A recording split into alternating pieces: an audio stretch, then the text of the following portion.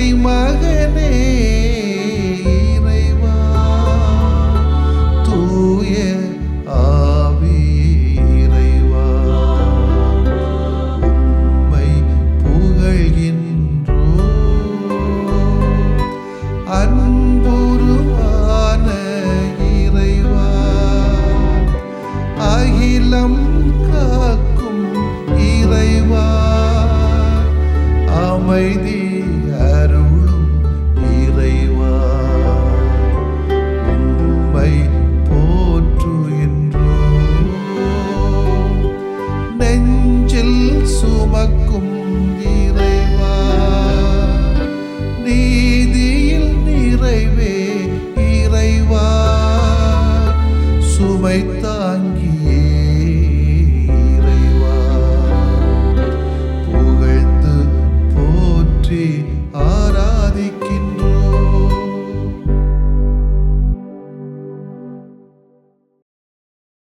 பாப்பா கடவுளை தெரியுமா? கடவுள்னாவா இந்த வாழ்க்கையே அவர் தந்தது தானேம்மா.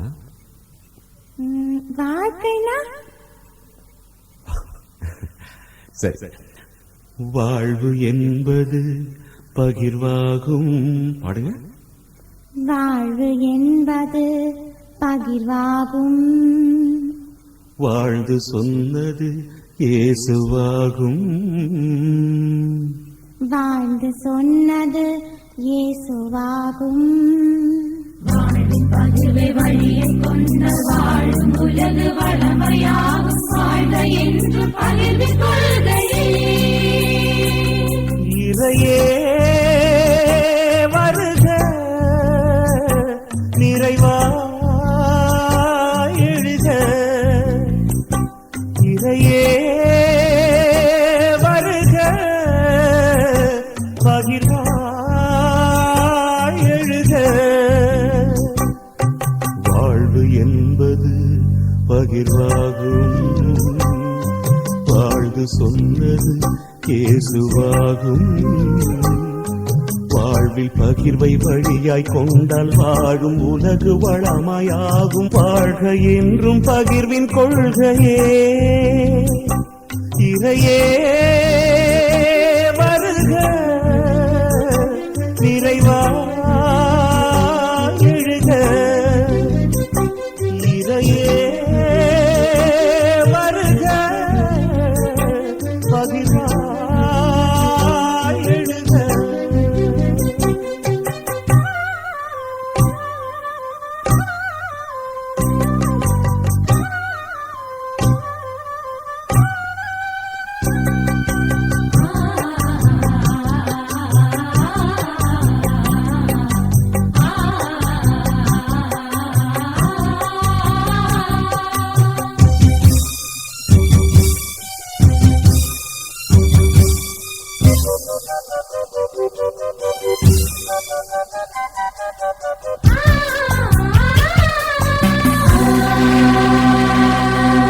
இருள் ஒழித்திட தன்னை அழித்திடும் மெழுகும் பகிர்வாகும். விழப்பறிந்தும் மண்ணில் விழுந்திடும் விதையும் பகிர்வாகும். இருந்த நிலை நின்று இல்லாமையாகும். முகிலும் பகிர்வாகும். இறைமை நிலைக்க மனிதம் வளர்க்கும் இயக்கம் பகிர்வாகும். இறையே வருக நிறைவாய் எழுக. இறையே வருக பகிர்வாய் எழுக.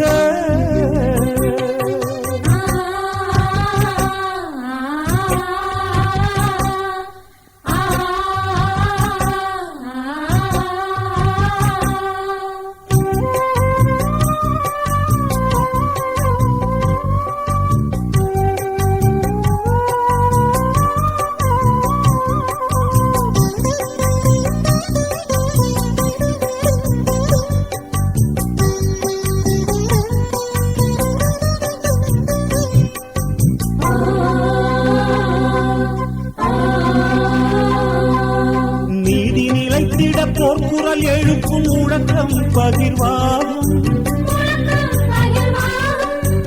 உம்மை காத்திட ஒருங்கிணைந்த சிந்தனை பகிர்வாகும். உழைப்போர் தேவை உணர்ந்து வழங்கும் ஊதியம் பகிர்வாகும். நலிந்தோர் உரிமை பெற்றிடச் சிந்தும் உதிரம் பகிர்வாகும். வாழ்வு என்பது பகிர்வாகும். வாழ்ந்து சொன்னது இயேசுவாகும். வாழ்வில் பகிர்வை வழியாய் கொண்டால் வாழும் உலகு வளமையாகும். வாழ்க என்றும் பகிர்வின் கொள்கையே. இறையே வருக, இறைவா எழுக. இறையே வருக, பகிர்வாய் எழுக. யோவான் நற்செய்தி அலகு 6 இறை சொற்றொடர்கள் 1 முதல் 15 வரை. அக்காலத்தில் இயேசு கலிலேயா கடலை கடந்து மறுவரைக்கு சென்றார். அதற்கு திபேரிய கடல் என்றும் பெயருண்டு. உடல் நலமற்றோருக்கு அவர் செய்து வந்த அருமடையாளங்களைக் கண்டு மக்கள் பெருந்திரளாய் அவரை பின்தொடர்ந்தனர். இயேசு மலை மேல் ஏறி தம் சீடரோடு அமர்ந்தார். யூதருடைய பாஸ்கா விழா அண்மையில் நிகழவிருந்தது. இயேசு நிமிர்ந்து பார்த்து மக்கள் பெருந்திரளாய் அவரிடம் வருவதைக் கண்டு, இவர்கள் உண்பதற்கு நாம் எங்கிருந்து அப்பம் வாங்கலாம் என்று பிலிப்பிடம் கேட்டார். தாம் செய்ய போவதை அறிந்திருந்தும் அவரை சோதிப்பதற்காகவே இக்கேள்வியை கேட்டார். பிலிப்பு மறுமொழியாக, 200 தினாரத்துக்கு அப்பம் வாங்கினாலும் ஆளுக்கு ஒரு சிறு துண்டும் கிடைக்காதே என்றார். அவருடைய சீடருள் ஒருவரும் சீமோன் பேதுருவின் சகோதரருமான அந்திரேயா, இங்கே சிறுவன் ஒருவர் இருக்கிறார். அவரிடம் 5 வார்கோதுமை அப்பங்களும் 2 மீன்களும் உள்ளன. ஆனால் இத்தனை பேருக்கு இவை எப்படி போதும் என்றார். இயேசு மக்களை அமரச் செய்யுங்கள் என்றார். அப்பகுதி முழுவதும் புல் தரையாக இருந்தது. அமர்ந்திருந்த ஆண்களின் எண்ணிக்கை ஏறக்குறைய 5000. இயேசு அப்பங்களை எடுத்து கடவுளுக்கு நன்றி செலுத்தி அமர்ந்திருந்தோருக்கு கொடுத்தார். அவ்வாறே மீன்களையும் பகிர்ந்தளித்தார். அவர்களுக்கு வேண்டிய மட்டும் கிடைத்தது. அவர்கள் வயிறார உண்டபின் ஒன்று வீணாகாதபடி எஞ்சிய துண்டுகளை சேர்த்து வையுங்கள் என்று தம் சீடரிடம் கூறினார். மக்கள் உண்டபின் 5 வார்கோதுமை அப்பங்களிலிருந்து எஞ்சிய துண்டுகளை சேர்த்து சீடர்கள் 12 கூடைகளில் நிரப்பினார்கள். இயேசு செய்த இந்த அருமடையாளத்தை கண்ட மக்கள், உலகிற்கு வரவிருந்த இறைவாக்கினர் உண்மையில் இவரே என்றார்கள். அவர்கள் வந்து தம்மை பிடித்து கொண்டு போய் அரசராக்கப் போகிறார்கள் என்பதை உணர்ந்து இயேசு மீண்டும் தனியாய் மலைக்கு சென்றார். ஆண்டவரின் அருள்வாக்கு. இறைவா உமக்கு நன்றி. கிறிஸ்து இயேசுவிலே பிரியமுள்ள சகோதர சகோதரிகளே, கலிலேயா கடலை இயேசுவின் கடல் என்பார்கள். காரணம், இதை அடுத்த பகுதிகளில்தான் இயேசு அதிகமாக போதித்து வந்தார். இங்கேதான் ஏராளமான மக்கள் தம்மை மறந்து, தம் உணவை மறந்து இறை வார்த்தையாகிய ஆன்மீக உணவில் ஆர்வம் கொண்டார்கள். அவர்களிடம் கேட்காமலே இயேசுவாக முன்வந்து அவர்களுக்கு உதவுகிறார். தனி மனிதனுக்கு உணவில்லை என்றால் இந்த உலகினையே அழித்து விடுவோம் என்ற பாரதியின் வரிகள் 2000 ஆண்டுகளுக்கு முன்னரே இயேசுவின் மனதில் இருந்தது. அதனை செயல்படுத்தியும் இருந்தார். 40 நாள் நோன்பிற்கு பிறகு பசியின் கொடுமையை இயேசு நன்கு அறிவார். எனவே புதுமை செய்து பசியை போக்க முடிவெடுத்து விட்டார். இயேசுவின் மனித பண்பையும் இரக்க பெருக்கத்தையும் நாம் இங்கே காண்கிறோம். எமது கடவுள் எமக்கு எட்டாத தூரத்தில் இல்லை, எம் அருகில் எம் மத்தியில் நமக்குள்ளே இருக்கிறார் என்ற உண்மையை உணர்கிறோம். பசியாய் இருந்தவர் இன்று மக்களின் பசியை போக்குகிறார். இறை ஆற்றலின் நிகழ்வுகளை கண்ட மக்கள் புதுமை புதுமை என புகழ் பாடுகிறார்கள். ஆனால் இறைவனின் ஆற்றலும் தெய்வீக பராமரிப்பு நாள்தோறும் நடைபெற்று வருவதை நாம் மறந்து விடுகிறோம். ஒவ்வொரு நிமிடமும் அவர் நம் அருகில் இருக்கின்ற பொழுதும், நாம் அவரை முழுவதுமாக நம்பும் பொழுதும் அவர் நமக்கு பல்வேறு புதுமைகளை அற்புதங்களை செய்து கொண்டே இருக்கிறார் என்பதை நாம் உணரத்தான் வேண்டும். பகிர்வு இருக்கின்ற இடத்திலே பரமனின் உடனிருப்பு உண்டு என்பார்கள். ஔவையார் மிகப்பெரிய செல்வந்தர்கள் பெரிய கொடையாளிகளாகவும் இருந்திருக்கிறார்கள். ராக்ஃபெல்லர் என்ற அமெரிக்கரும் ஆண்ட்ரூ கான்கில் என்ற ஸ்காட்டிஷ்காரரும் உதாரணமாக எடுத்துக்கொள்ளலாமே. சமகாலத்து தொழிலதிபர்களான இருவரும் ஒன்று போல செல்வம் தேடுவதையும் அதே வேளையிலே பகிர்வதையும் பற்றி கூறுகிறார்கள். கலை இசை போல, மருத்துவரது செவிலியரது திறன் போல செல்வம் தேடும் திறன், அதனை மற்றவர்களோடு பகிர்வது கடவுள் எனக்கு கொடுத்த வரம் என்று ராக்ஃபெல்லர் கூறுகிறார். அதுபோல பணம் பண்ணுவதே பகிர்வுக்காகத்தான் என்று ஆண்ட்ரூ கார்னி கூறுகிறார். சென்ற தலைமுறை செல்வந்தர்கள் கொடுத்த கொடையினால் உருவான சுகாதார நிலையங்கள் இன்று சுகாதாரத்துறை தந்தை, மருத்துவ தந்தை என்று பெயரிட முடியாத மனிதர்களுக்கு சூட்டுகிறார்கள். ஆனால் இயேசுவின் பகிர்வுத்தன்மை 5000 மக்களின் வயிற்று பசியை போக்குவதை நாம் பார்க்கிறோம். ஏனென்றால் அப்பம் பழகுதல் புதுமை தொடக்க கால திருவாவையில் ஒரு சிறப்பான இடத்தை பெற்றிருக்க வேண்டும். அதற்கு உதாரணம் தான் மேலே நாம் பார்த்த 2 செல்வந்தர்கள். இந்த நிகழ்விலே இயேசு மக்களிடையே இன்னும் இவங்களைப் போல அதிகமான பேர் பகிர்ந்து கொள்கிறார்கள், இல்லை என்று சொல்லவில்லை. ஆனால் நாம் எதிர்பார்க்க அளவுக்கு இந்த பகிர்தல் இன்றைக்கு நடைபெறவில்லை. இந்த நிகழ்விலே இயேசு மக்களிடையே ஏற்கனவே இருந்த சிறிய உணவுப் பொருட்களை பெற்று மாபெரும் அளவுக்கு உணவை ஏற்பாடு செய்கிறார்.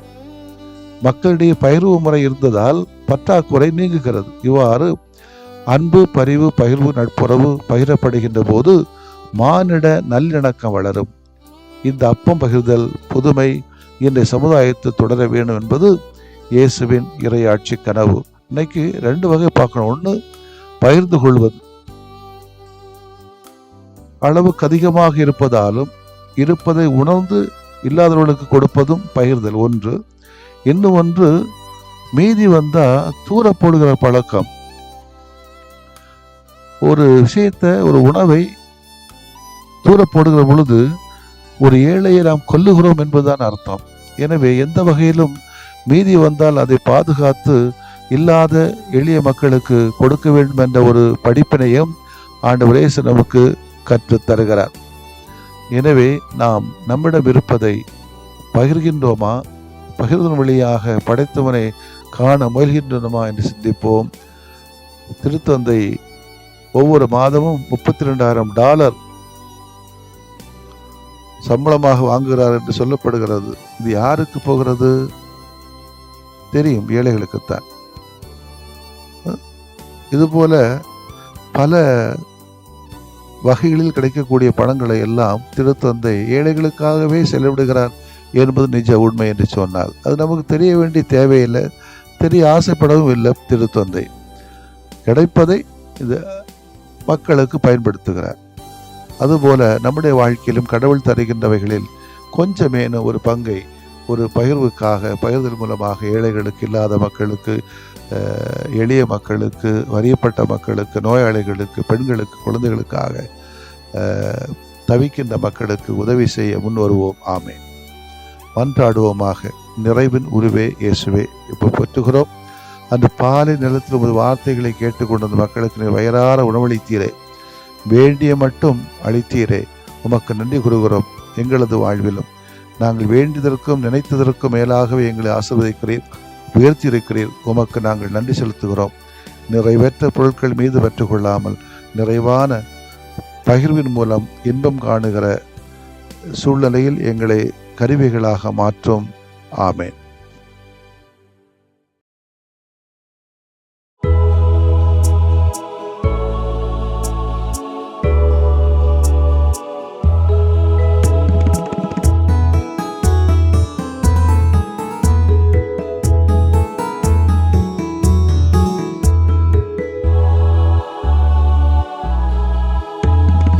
நம்பிக்கை நலம் தருமே, இறை நம்பிக்கை நலம் தருமே.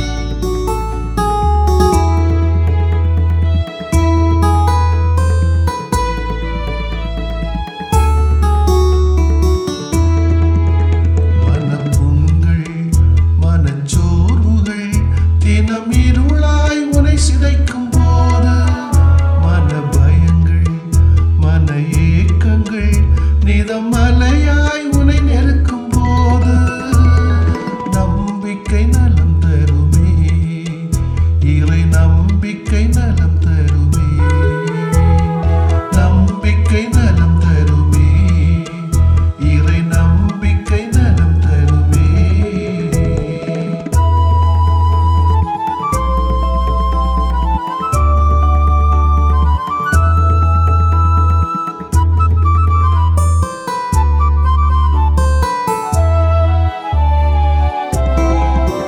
மனசிதைவும் பழிப்புரைகளும் இருள் மேகமாய் உனை வீழ்த்தும் போது உன் சார்பும் சதி பொய்மையும் தடை கல்லாய் உனை சாய்க்கும் போது நம்பிக்கை நலம் தருமே, இறை நம்பிக்கை நலம் தருமே, நம்பிக்கை நலம் தருமே, இறை நம்பிக்கை நலம் தருமே.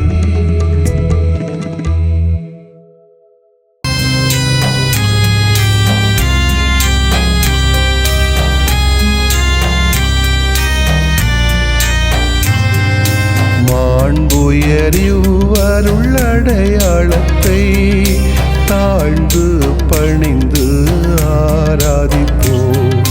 பழைய நியம முறைகள் அனைத்தும் இனி மறைந்து முடிவு பெறுக. புதிய நியம முறைகள் வருக.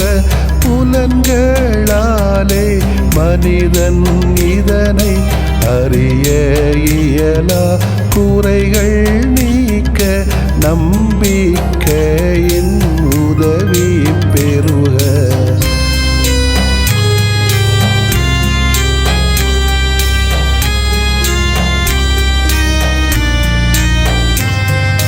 தந்தை அவர்க்கும் மகன் அவர்க்கும் புகழ்ச்சியோடு வெற்றியாக்கும். மீட்பின் பெருமை மாட்சிமையோடு வலிமை வாழ்த்து யாவுமாக. இருவரிடமாய் வருகின்றவராம் தூய ஆவியானவர்க்கும்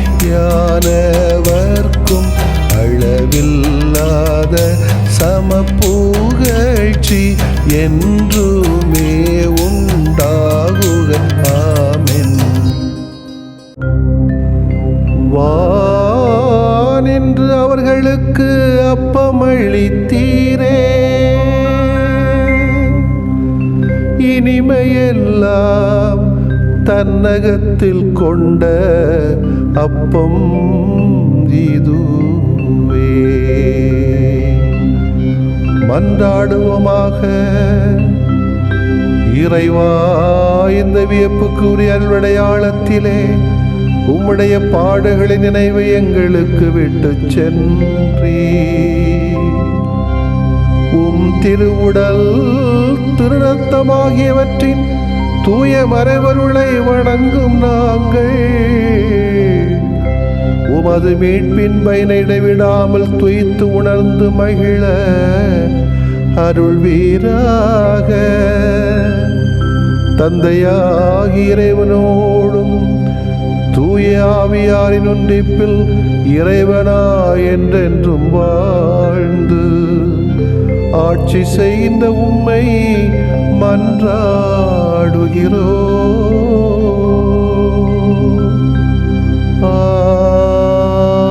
ஆமென்.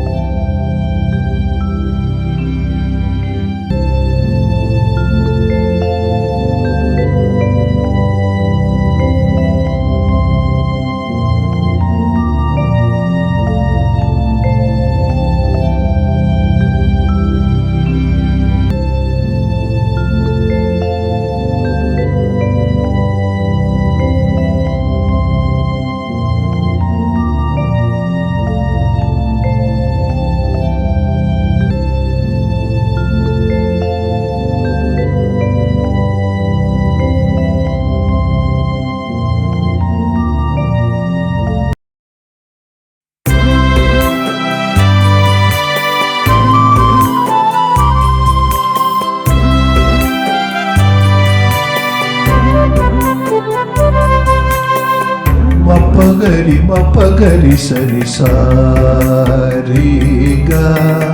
மப்பகரி சரி சாரிசா.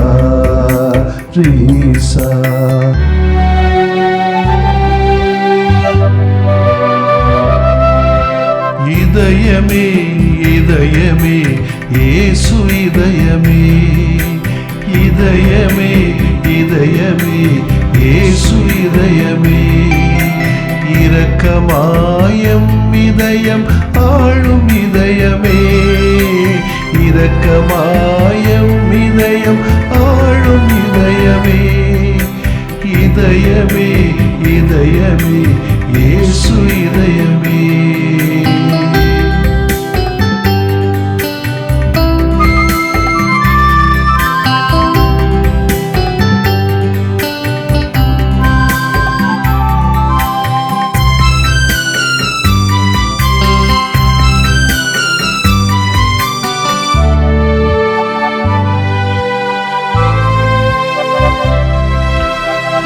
பொழுதும் எமை மறவா இயேசு இதயமே, இதயத்துள்ளே இதயமான இயேசு இதயமே,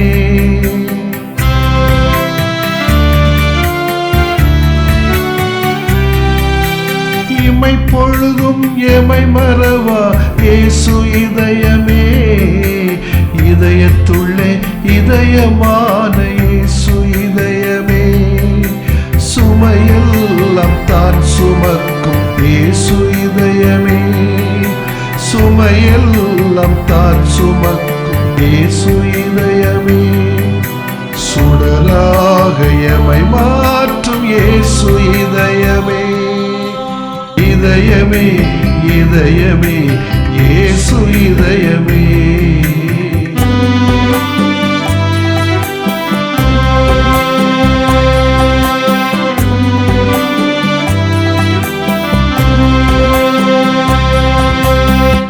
பதனி சகாரி சரி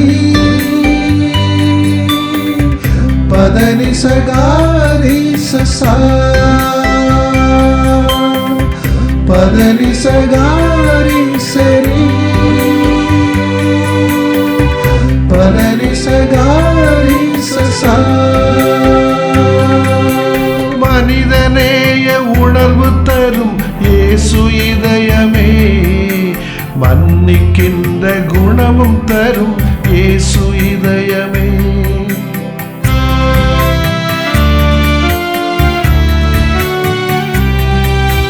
மனிதநேய உணர்வு தரும் இயேசு இதயமே, மன்னிக்கின்ற குணமும் தரும் இயேசு இதயமே, உலகெல்லாம் பாசம் பொழியும் இயேசு இதயமே, உலகெல்லாம் பாசம் பொழியும் இயேசு இதயமே, உயிராக எமை காக்கும் இயேசு இதயமே, இதயமே இதயமே இயேசு இதயமே.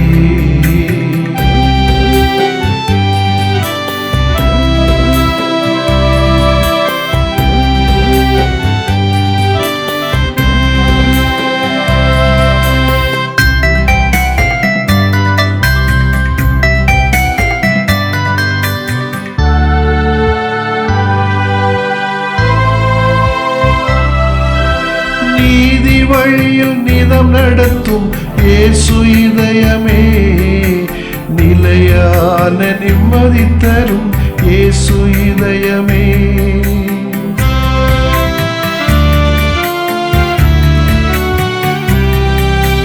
நீதி வழியில் நிதம் நடத்தும் இயேசு இதயமே, நிலையான நிம்மதி தரும் இயேசு இதயமே, அருள்வரம் சுரந்து வழங்கும் இயேசு இதயமே, அருள்வரம் சுரந்து வழங்கும் இயேசு இதயமே, அகலாது எமை நடத்தும் இயேசு இதயமே, இதயமே இதயமே இயேசு இதயமே, இதயமே இதயமே இயேசு இதயமே, இரக்கமாயம் இதயம் ஆளும் இதயமே, இரக்கமாயம் இதயம் ஆளும் இதயமே, இதயமே இதயமே இயேசு இதயமே.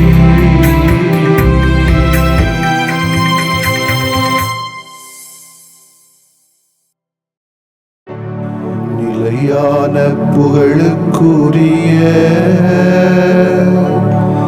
தூய இறை நன்மைக்கு எல்லா காலமும் தொழுகையும் புகழும் போற்றியும் ஆட்சிமையும் உண்டாக கடவது, போற்றியும் ஆட்சிமையும் உண்டாக கடவது. தந்தை, மகன், தூய ஆவியாரின் பெயராலே ஆமென்.